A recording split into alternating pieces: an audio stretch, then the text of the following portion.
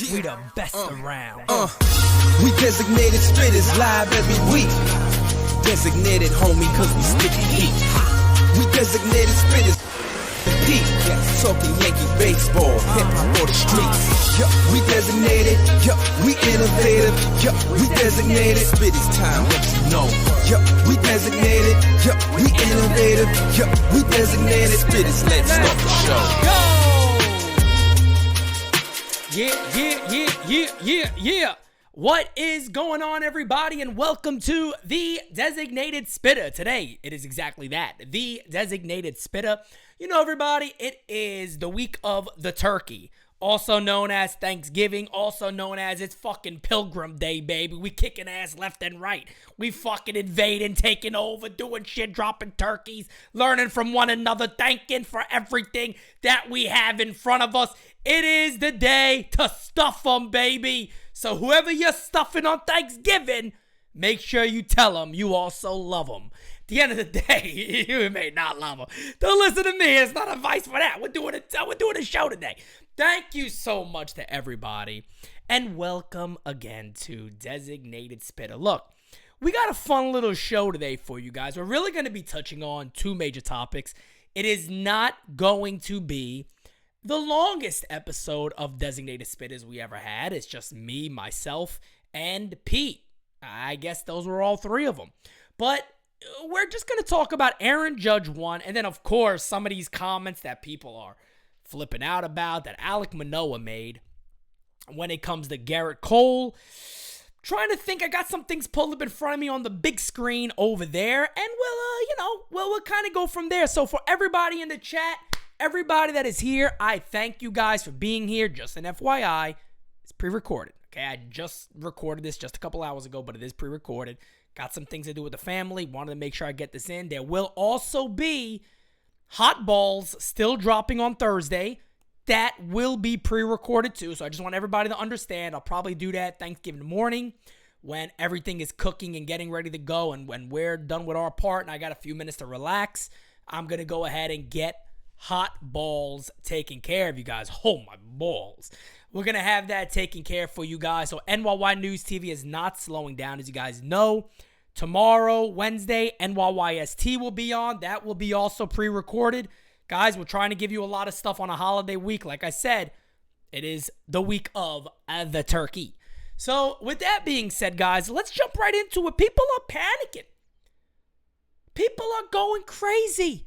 They don't know what's going on anymore. The world's changing. It's going nuts. People see Aaron Judge in on the West Coast, and they're bugging out. You didn't think Aaron Judge was going to meet other suitors, folks? You didn't think Aaron Judge was going to meet the Giants? You don't think Aaron Judge may go ahead and meet the Dodgers at some point? Hell, he might meet the Colorado Rockies. What the frig do we know? At the end of the day, I believe what I've said for a while, and that is the New York Yankees need Aaron Judge desperately. They need to bring him back to this team, and I do think they understand that too. Now, I want to put this out there because I think a lot of people hear me say that the Yankees need Aaron Judge. It's like, oh my God, Pete, but they've moved on from other guys. Big teams. Freddie Freeman moved on from the Braves. Whoever expected that? Guys, it's a little different in this situation. Anytime it's New York, it's different, especially when it's the Yankees. It's very, very different. I always go back to saying, yeah, would the Yankees still be the Yankees without Aaron Judge? Yeah, of course. They're the Yankees without anybody. Derek Jeter left. Didn't go to another team, but retired. And you got to move on from that. Aaron Judge is in the prime of his career. We know that. You would assume that his next couple of seasons, 3, 4, 5 of them, should be very, very productive. I think Aaron Judge is always going to have the long ball with them. He's also an extremely talented hitter. So if Aaron Judge stays healthy, I think you have many years of an elite level ball player, whether you eventually let him DH some more, which the Yankees can do. He's got, of course, got right field. Every team in baseball now has the option of the DH.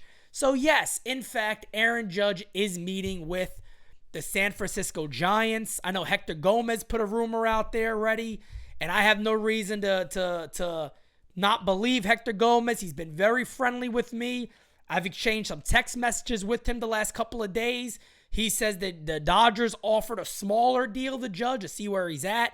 He rejected that on the spot. According to Hector Gomez, he did confirm that with me via text message.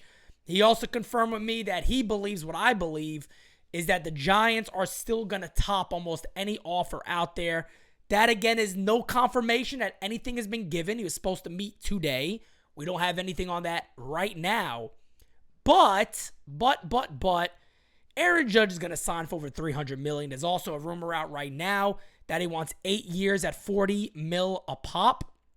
So, Judge is going to get his $330 or so. I think that's expected.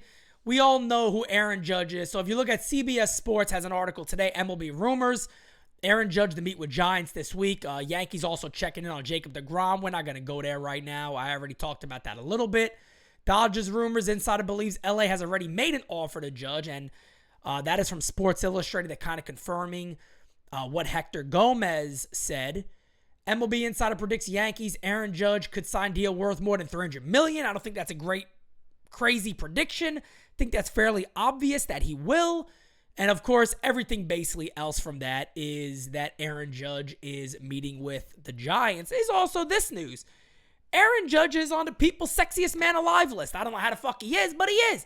Aaron Judge is apparently one of the sexiest men in the world, believe it or not. I think the ladies thought he was a little more hotter with the gap. To be just, I'm just going to throw it out there. I have my inside sources on the ladies.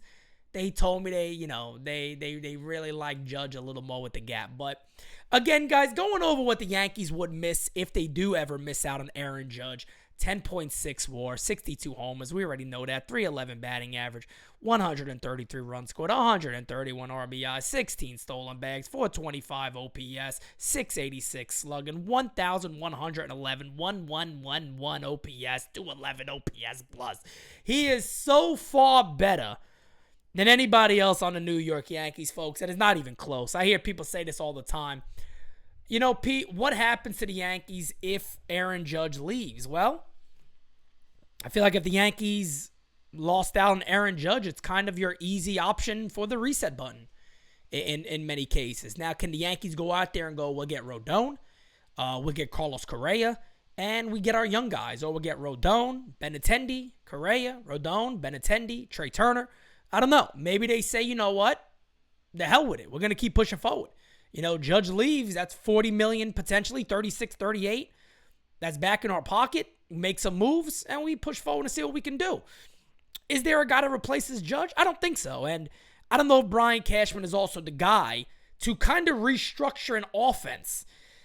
He hasn't really been able to do that. He's kind of said before that he has made up a little bit, right, for some of the things he has now seen that we've been calling for that have been wrong with the New York Yankees, which is that offense. So if the Yankees, you know, they're going to be in a world of hurt.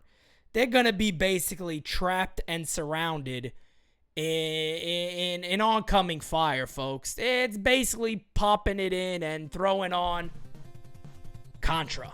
The music you hear right there, baby, the legendary game. For the New York Yankees, it's going to be tough. If they lose out on Aaron Judge, they got to restructure. They got to grab everything. They got to they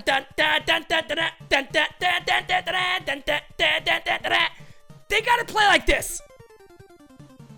They got to get their big boy boots on. They got to strap up the M16 and they got to go to fucking war, okay?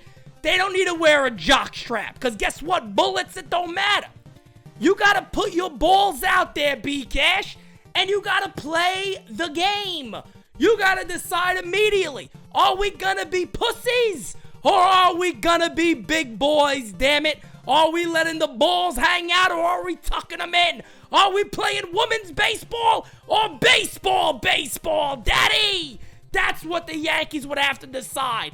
If Judge walks away, if Judge says enough is enough, if Judge says I'm a Giant now, that's what the Yankees can't think about it. They gotta move forward. But I can hear this shit all day. I truly believe it ain't even gonna be a big deal, folks. I truly believe, back to reality, Aaron Judge will remain a New York Yankee. I think everybody needs to calm down. until we have something to worry about, until we have real concern to start discussing who's the guy. What do we do from here? What does the offseason look like?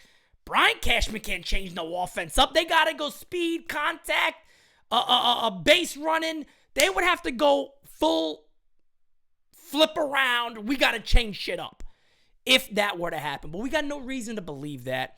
We do know that Little Stein is trying to act like Big Stein.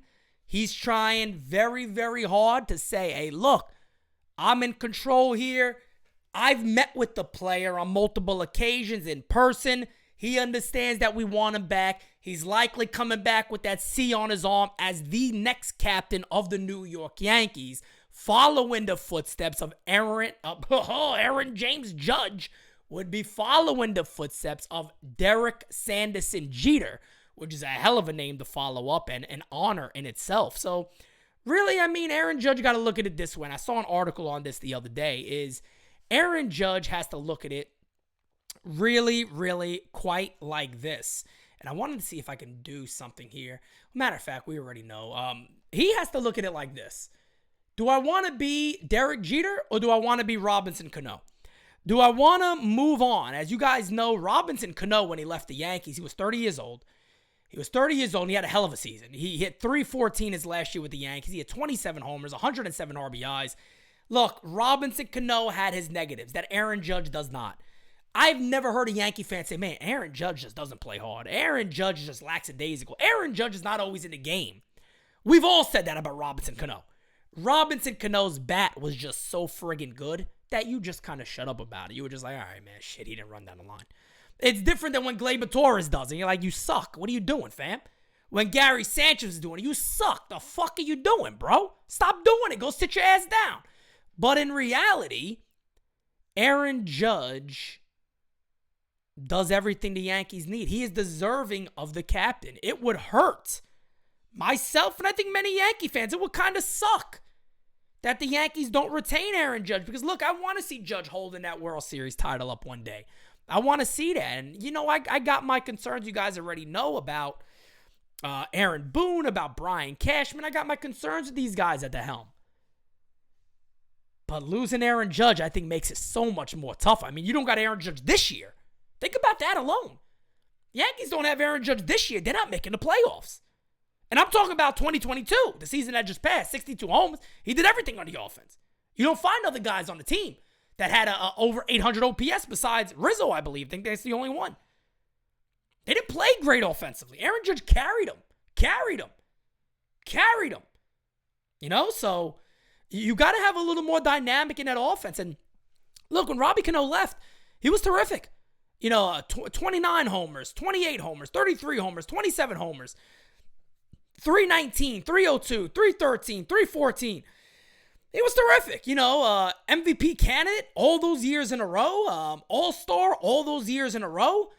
First year in Seattle, hit well, 314, only 14 homers. Most he ever hit in Seattle was 39, which actually was his career high. Then I think got popped for steroids. But at the end of the day, the only reason why I even think about comparing the two is because they were both Yankees and they both went into free agency. That's where the comparisons stop.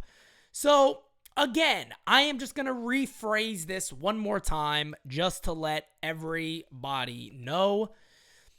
I believe Aaron Judge will come back to the Yankees. I think the Yankees desperately need him. I think Hal Steinbrenner understands business very, very well. And I think he knows that the Yankees need to bring back their star, their homegrown star, the most recognizable face in Major League Baseball, the face of Major League Baseball. Aaron Judge, you're going to make your money back, Hal. You know that. Steinbrenner knows that. He knows money. I'm not going to sit here and argue he doesn't know money. He might not care about it too much considering how he allows Brian Cashman to spend it. But I do believe we don't have nothing to really be scared about until Judge comes, until there's another offer maybe from another club that blows away the Yankees. And that is a possibility. But I will also make this prediction. I think there's a possibility Aaron Judge signs by the end of the month. I think there's a possibility if it's not the end of the month, it's going to definitely be before Christmas. Aaron Judge wants to sign. He wants to sign soon. He doesn't want to wait around.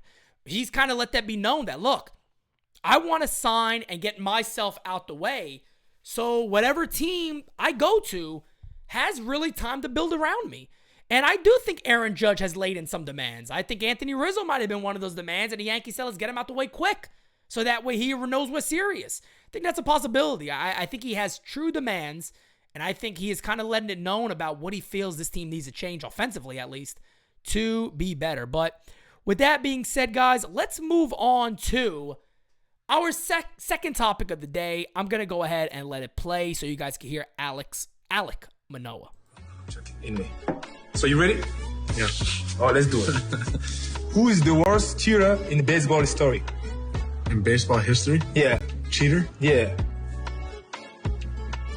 Gerrit Cole. Gerrit Cole, what he did? Yeah, he cheated. He used a lot of like sticky stuff. Yeah. To make his pitches better. Wow. And he kind of got called out on it. Okay. Yeah. So this one's for you. This is for me. Yeah, that's one. All right, so we'll stop Alec Manoa right there. And Yankee fans, listen to me real quick, because I know everybody's very upset with Alec Manoa. I get it. You could say it's a bad rap on Cole, whatever, blah, blah, blah. It's all good. Let me just clear this out the way really quickly. Alex Manoah had a 5.9 WAR last year through his most innings, 196 innings, 180 Ks, 2.24 ERAs, finished one of the top Cy Young candidates. 31 games started, 16-7. He obviously has a little situation where he doesn't like Gerrit Cole too much. They've obviously went back and forth with each other and all that, all that jazz and all that cute stuff.